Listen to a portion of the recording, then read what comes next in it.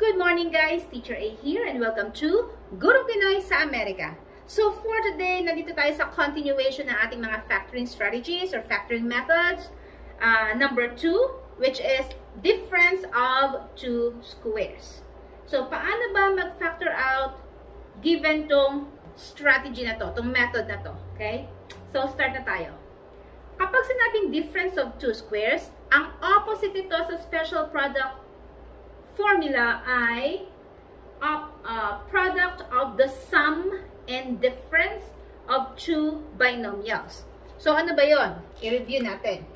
So product of the sum and difference. So we have x plus y. Kasi sum, ina-add yung binomial, ay yung dalawang terms of binomial. And then difference.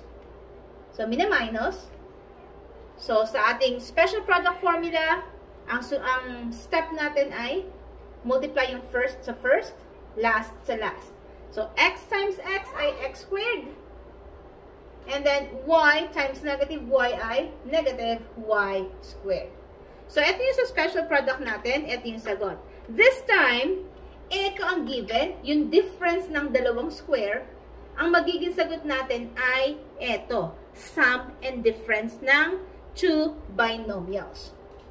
So, mahalaga sa lesson na to, of course, na ma-review nyo rin yung different squares ng mga numbers. So, kapag sinabing square ng number, for example, 1,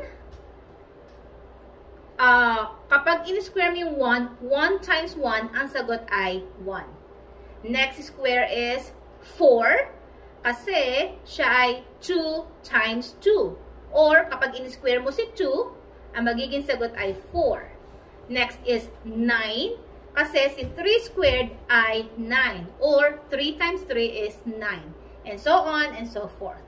So, dapat ma-review yung mga square ng mga numbers para madali nyo makuha yung factors ng ating given.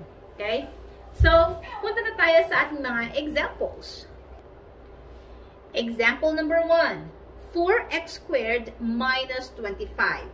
So, pasok ba to dito sa ating pinag-aaralan? Check natin. So, yung 4, yes, perfect square siya. Kasi, meron siyang square root. So, 25, perfect square din siya. Kasi, may square root siya. So, paano natin siya i-factor out? So, katulad ng sinabi ko kanina, sila yung magka-opposite. So, therefore, ang magiging sagot dito ay dalawang binomials. Isang ina-add, isang mina-minus. So, we have, maglagay muna tayo ng dalawang parentheses. Okay? First step, kunin natin ang square root ng first term. Ano ba yung square root? Kapag sinabing square root, mag-iisip ka ng number na kapag minultiply sa sarili, ang sagot ay yung given. So, anong number na kapag minultiply sa sarili, ang lalabas ay 4. So, that's 2. Kasi 2 times 2 ay 4. So, 2 and 2. And then, x squared. Paghiwalayin natin yung dalawang x. So, isang x dito, isang x doon. Okay? Next, isang plus, isang minus. So, third step. So, first yon, second, third. Kunin naman natin yung square root ng last term. So, 25. Anong number na kapag minultiply sa sarili ay 25 ang lalabas? Okay, that's 5. So, 5 times 5 ay 25. So, we have 5 and 5. So, therefore, ang factor ng 4x squared minus 25 ay 2x plus 5 and 2x minus 5. So, kapag in-foil nyo to, or ginamitan nyo na special product formula, ito yung magiging sagot. Okay? Example number 2. 1 minus 9m to the 4th. Again, ang unang gagawin, maglagay tayo ng dalawang parentheses. There. So, first step, kunin yung square root ng first term, which is 1. Ano yung number na kapag minultiply sa sarili, 1 ang lalabas? Of course, that's 1. Kasi 1 times 1 is 1. There you go. And then, isang plus, isang minus. Next, kunin yung square root ng second term.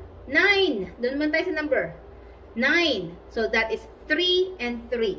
So, we have 3 and 3. Next, letter natin ay M. M. Paghiwalayin natin. So, 4, i-divide natin siya sa 2. So, 4 divided by 2 ay 2. So, therefore, dalawang M dito, dalawa rin ang M doon. There you go. So, ang factor natin ay 1 plus 3M squared, 1 minus 3M squared. Okay? Example number 3. Okay, number 3, we have 49B squared minus 64D to the 6th power. So, again, dalawang parentheses. Lalakihan ko na. Yan, yung space. First step, kunin natin yung square root ng first term. Doon muna tayo sa number, 49.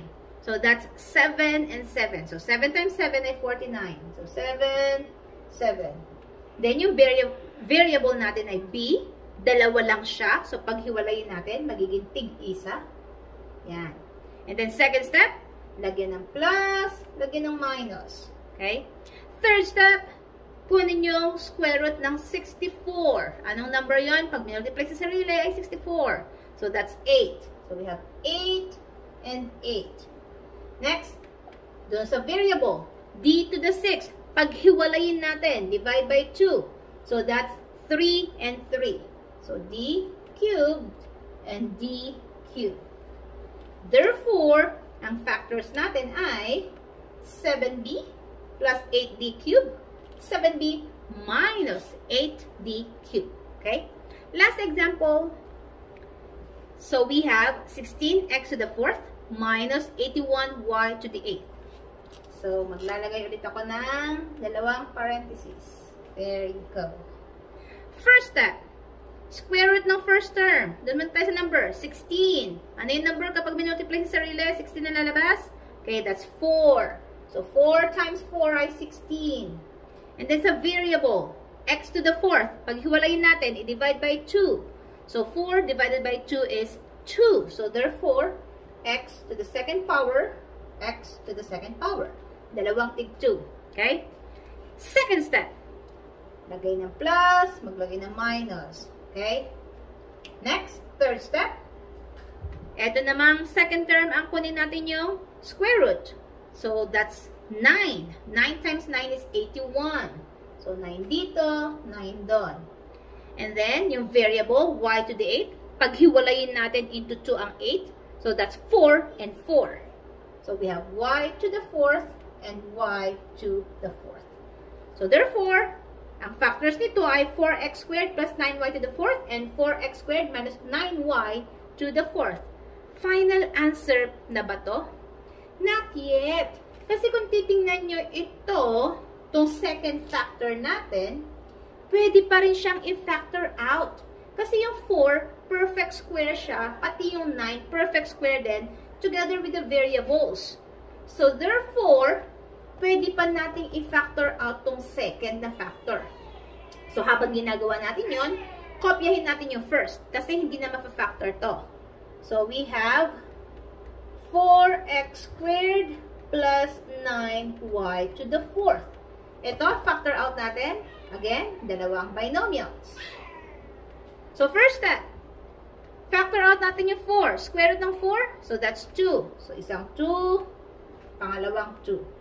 Yung x squared, paghiwalayin natin yung dalawang x. Isang x dito, isang x doon. Second step, lagay ng plus, lagay ng minus. Okay? Third step, square root ng 9, that's 3. So, 3 dito, 3 doon. And then, si y to the 4th, paghiwalayin sa dalawa, magiging y squared and y squared. So, y squared, y squared. Therefore, ang complete factor ng ating given ay 4x squared plus 9y to the 4th times 2x plus 3y squared times 2x minus 3y squared. So, that's it. Kung natuto kayo sa ating video lesson for today, kindly give me a like para share to ni YouTube sa iba. And if you are not yet a member of our community, I am requesting you to please subscribe sa ating YouTube channel para updated kayo sa ating mga tutorial videos. So, that's it for today. See you in my next video. Paalam!